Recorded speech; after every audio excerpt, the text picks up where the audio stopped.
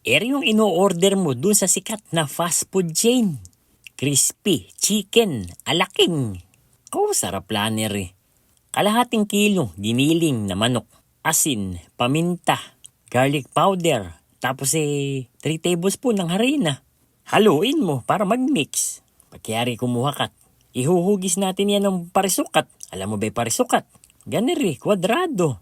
Sa isang pinggan maglagay kang harina, asin, paminta, garlic powder, paprika. Pagulungin mo na ngayon, tapos diretso mo na doon sa pagpipirituhan natin.